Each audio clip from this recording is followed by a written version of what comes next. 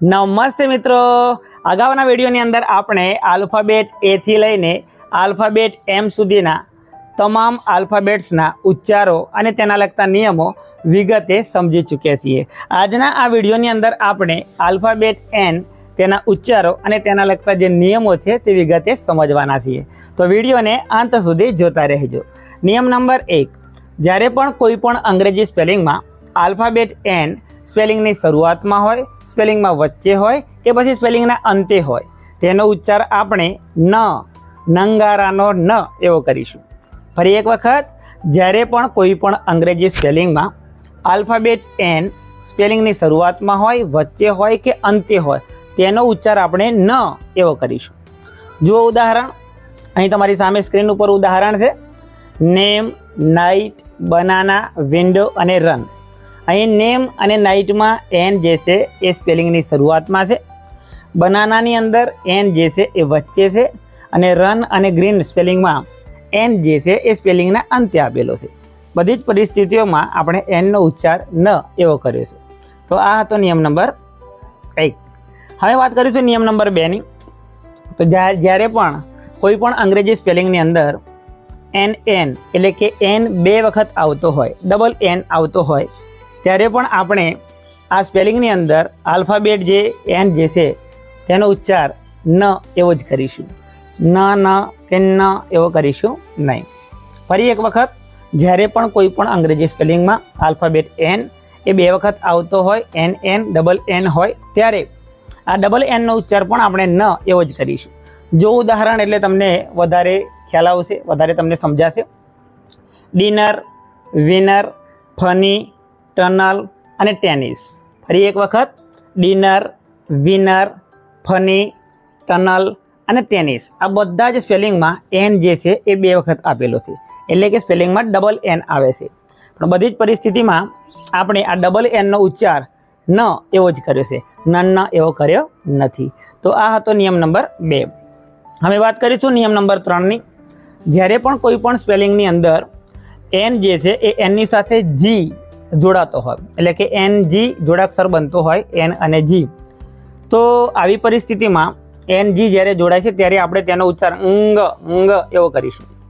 ફરી એક વખત, જ્યારે પણ કોઈ પણ સ્પેલિંગમાં આલ્ફાબેટ એનની જોડે આલ્ફાબેટ જી જોડાય છે અને એક જોડાક્ષર બનાવે છે, ત્યારે આપણે તેનો ઉચ્ચાર ંગ એવો કરીશું, ંગ એવો કરીશું। ફરીથી અહીં સ્પેલિંગ જોશો એટલે તમને ઉચ્ચાર વધારે સરળતાથી સમજાશે।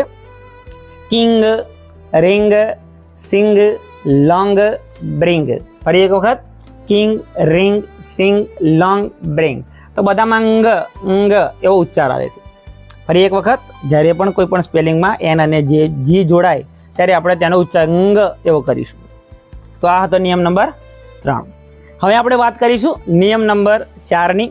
તો જ્યારે કોઈ પણ અંગ્રેજી સ્પેલિંગની અંદર આલ્ફાબેટ એનની સાથે કે જોડાય, આલ્ફાબેટ કે જોડાય, એટલે કે એન અને કેનો જોડાક્ષર બને, ત્યારે આપણે આ એન કે જે છે એને અંક એ રીતે આપણે ઉચ્ચાર કરીશું, બરાબર। ફરી એક વખત, જ્યારે પણ કોઈ પણ અંગ્રેજી સ્પેલિંગમાં એન અને કે જોડાય ત્યારે આપણે તેનો ઉચ્ચાર ંક એ રીતે આપણે કરીશું। નાકમાંથી અવાજ આવે છે, અહીં સ્પેલિંગો જોશો અને એનો ઉચ્ચાર કરીશું તો તમને વધારે સમજાશે। Think, thank, bank, drink, thankful. અહીં જુઓ ફરી એકવાર, થિંક, થેન્ક, બેંક, ડ્રિંક, બધામાં ંક એ રીતનો ઉચ્ચાર તમને સંભળાશે। તો આ હતો નિયમ નંબર 4। જ્યારે પણ સ્પેલિંગમાં એન કે આવે ત્યારે ંક એ રીતનો આપણે ઉચ્ચાર કરીશું। હવે વાત કરીશું નિયમ નંબર 5ની, કે આલ્ફાબેટ આપણો જે એન આલ્ફાબેટ જે છે તે સાયલેન્ટ ક્યારે થઈ જાય, ક્યારે સ્પેલિંગમાં તેનો ઉચ્ચાર થતો નથી। તો અહીં જુઓ નિયમ 5, જ્યારે પણ કોઈ પણ સ્પેલિંગની અંદર આલ્ફાબેટ એમની સાથે એન જોડાય છે, ખાસ કરીને સ્પેલિંગના અંતે, તો એમની સાથે એન જોડાય છે, તો તેવા કિસ્સામાં આ જે એન જે હોય એ સાયલેન્ટ થઈ જતો હોય છે, એટલે કે એનનો ઉચ્ચાર કરવામાં આવતો નથી। ઉદાહરણથી તમને વધારે સમજાશે। અહીં તમારી સામે સ્ક્રીન પર તમને ઉદાહરણ આપેલા છે। ઓટમ, કોલમ, સોલમ અને હિમ, આ 4 સ્પેલિંગ તમે જોઈ શકો છો। ઓટમ, બરાબર, એમાં એમએન છે, કોલમમાં પણ એમએન છે, સોલમમાં પણ LM છે અને હિમમાં પણ MN છે, બરાબર. તો આ બધામાં M અને N જોડાયેલા છે, એમની સાથે N છે. પરંતુ આ સ્પેલિંગોમાં આ જે M જે છે તેનો ઉચ્ચાર તો થાય છે, પરંતુ છેલ્લે આપેલા N નો ઉચ્ચાર થતો નથી. ફરી એક વખત જોઈ લો, ઓટમ, કોલમ, સોલમ અને હિમ. તો બધામાં M બોલાય છે, પરંતુ આલ્ફાબેટ N નો ઉચ્ચાર થતો નથી. એટલે કે આવા સ્પેલિંગોની અંદર આલ્ફાબેટ N જે છે એ સાયલેન્ટ થઈ જાય છે. તો મિત્રો, હું આશા રાખું છું કે આ માહિતી તમને ગમી હશે, આ નિયમો તમે સમજ્યા હશો. આ વિડીયો તમને ગમ્યો હશે. વિડીયો ગમ્યો હોય તો વિડીયોને લાઇક કરો. તમારા જેવા બીજા મિત્રોને આ વિડીયોનો લાભ મળે એના માટે તમે એને શેર કરી દો અને મારી યુટ્યુબ ચેનલ અટપટું અંગ્રેજીને સબસ્ક્રાઈબ કરી લો. બીજો વિડીયો ના આવે ત્યાં સુધી